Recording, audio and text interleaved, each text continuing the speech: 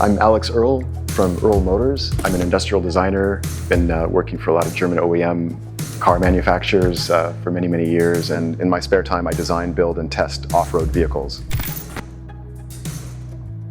Initially, when I left high school, I got into environmental planning and kind of city planning, landscape architecture type stuff, and I did that for many, many years. I have a degree in that. I always tell the same story. I remember one time sitting in a meeting, they were talking about air entrainment in concrete, like how much air you trap when you're mixing it up. And I looked around the table and all of my coworkers were completely engaged, like engrossed in this topic. Like they could not listen hard enough, you know? And I was just like, this is not the right place for me. And that's when I went home that night and started making a portfolio for Art Center. It's crazy how bad it was, but it got me in, and kind of the rest is history. Ever since then, that's when I found what I would call kind of my true calling, and then I've been doing car design and motorcycle design ever since. Oh yeah. You can come out. When I graduated, I got hired at Porsche in California. The very first thing I ever worked on out of school was the Carrera GT. It was fantastic. Like, there's so many stories just from that car. It was already like, I can kind of live off of that. And then I went back to the Volkswagen studio in Simi Valley.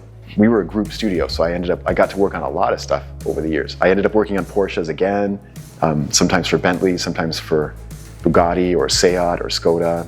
I've basically been with them in some form ever since.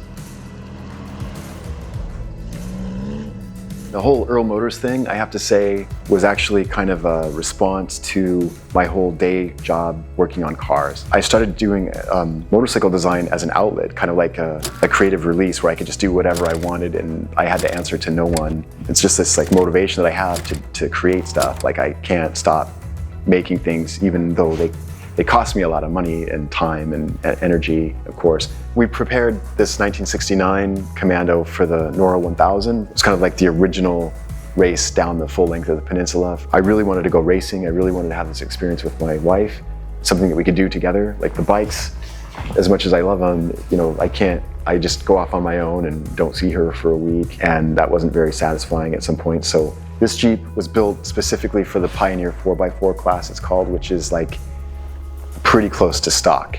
I'd say 50% of the race is actually just maintaining the vehicle and trying not to damage anything, and then the other 50% is actually just fixing it every single night. But it does go back to all the same elements. It's like, it's about being off-road, it's about going someplace that you're unfamiliar with and piloting this thing through this unknown environment. It was just like a really surreal, cool experience. And the fact that I could share that with Lily made it really special. It's funny, I was trying to think of like exactly when I got sort of introduced to AETHER, and I distinctly remember though, like I saw this ad that kind of stopped me, like somehow the photography was so good and the whole thing, the jacket to me, the aesthetic was so, it spoke to me so clearly as something that I strive for, like in my own design, and the kind of functionality and the attention to detail.